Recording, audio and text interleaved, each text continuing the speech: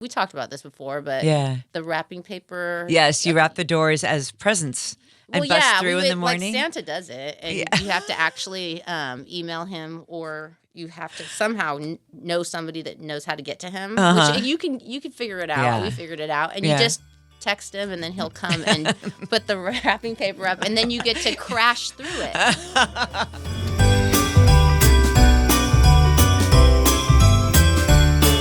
Welcome to iHeartRadio. This is your holiday special.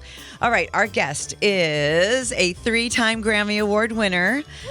All kinds of success as a songwriter, performer, lead singer of No Doubt, and as a multi-platinum solo artist. To date, she's sold more than 100 million tracks worldwide. Also no stranger to holiday music with her All Christmas album, You Make It Feel Like Christmas, and she has a new holiday release we're going to find out about in just a little bit. Hello, Gwen Stefani. Wow, I learned stuff about myself right there. Don't you love hearing all of your accomplishments? Yes, makes me want to do more. I'm so greedy. Do more. All right, tell us about Shake the Snow Globe. You wrote this, co-produced it. It's featured in this new Christmas movie called Oh, What Fun. It's an Amazon exclusive. So I hear they called you. They did call me, and it was a shock because they had, I guess, already put like a couple of my songs in the movie just as placeholders. Mm-hmm. And it's crazy because I've never ever been hired like to write a song for a specific place in a movie. Like I've had songs placed that are already just our songs, but never just like created for it, you know? And so that really tickled me. I was like, it was like frightening, like terrifying, but also like riveting. Like, yes, I want to try that. And then of course, when it came down to doing it, I was like super scared as usual, and like, why did I say I would do this? And I couldn't pull out at that point. And, but like they wanted it to be this up tempo. I feel like up tempo songs are probably a lot harder for me because you can always be sad and like, or you know, I don't know. Christmas music is a little bit different because you have at least like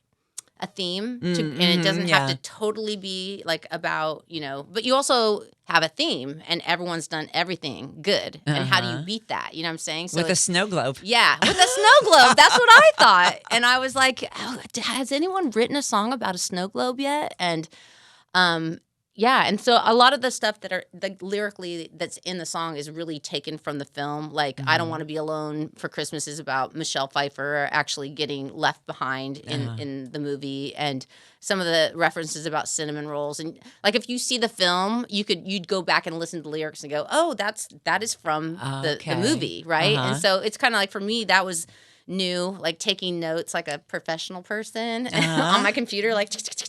And I remember because I was laying on the couch and everybody else is just chaos in the house, and I'm here like with my trying to watch this film and like pausing it, and but it was a really cool experience, and again like just one of those challenging things that I needed to do, and now here we are. And also I got to go in the studio and record it with so many amazing like musicians, horn players, and a string section, and everything was completely live. And that was actually really cool. Did this give you the bug? Did you get bitten to do more? Like, do you want to score a film? And you know, maybe that will never happen. I can't even read music, let alone write it.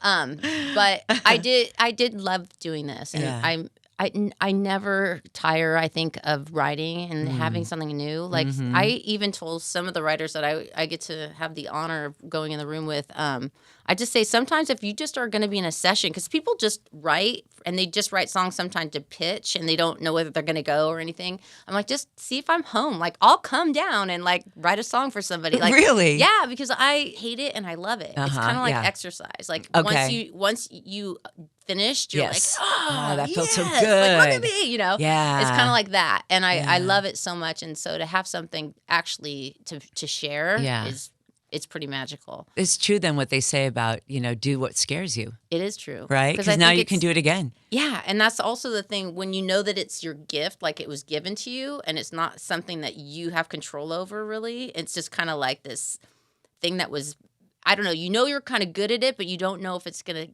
stay or not. I don't know. I always feel like, how did I just do that? Like, every time I write a song, or even like going on stage. And sometimes when I go on stage, it doesn't work. Like I'll be like devil's in the head, like you suck, and then like 2 left feet come out. It's this whole thing happens. Oh my gosh! Well, talk about the time where you're finished with the song, "Shake the Snow Globe." Did you go play it for the cast, or like did you hand deliver it, and say, "Hey, let's put this on the speakers. I want you guys to hear this." Well, I think that we basically had finished the song, and I listened back to it that afternoon, and I was like kind of thinking, oh, I don't know if we nailed it. You know what I mean? Because they wanted to like use it for a single. Like they had like big.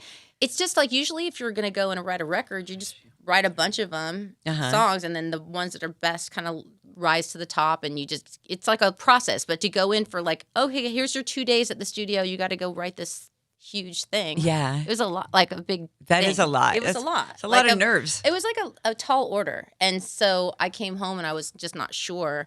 And so I ended up writing another song called Hot Cocoa. And basically they end up wanting both of them. So now both of the songs are in the movie. Plus, I think there's a No Doubt song in there too. I don't know why, but I ended up delivering. I don't know if I ended up delivering the songs. Like we got them completely done, mixed, and then we said that here they are, and then they decided they wanted both, and so that was really exciting to have 2. Yeah. And that means I get to put one on my record, and then Amazon gets one, and so it's just really fun because I just love the Christmas album. My Christmas album is one of my favorite projects I've ever done in my life, and just to be able to add to that now, I didn't think I was going to get to do that, and this was just one of those opportunities that came along as perfect. What great timing too! I know. You said you wrote it in the summertime, but that's when you have to for a holiday album. I know, and that's what's so fun because a lot of the session musicians that came in to play on it, which I kept trying to, because I wanted it to sound more like an alternative song. I should have called No Doubt to do it, but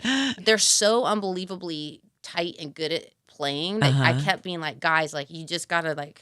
Just pretend like you're in a band. Like you guys are playing too perfect. Like, and it was fun to work with them because they're just so talented and they could do anything. And the whole session, just recording it was that alone was spectacular to be able to have such a, I had such a strong like idea of what I wanted it to sound like, and just I was like, I want those like Phil Collins drums. Like I want this. And like it was just really fun. I love doing it. So fun. Shake the Snow Globe. All right, Gwen. Let's talk about holidays at Gwen's house. So the tree. Is it packed with ornaments? Do you have a favorite? Do you have a tradition where it's always like the same kind of looking tree every year? I wanna ask them. What do you think? Do you think my tree is minimal or maximal? Well, it's maximal for sure. In fact, it's so funny because my oldest Kingston, I have this thing because I'm like really always about tradition, but I also like to make something unique and creative and different too at the same time.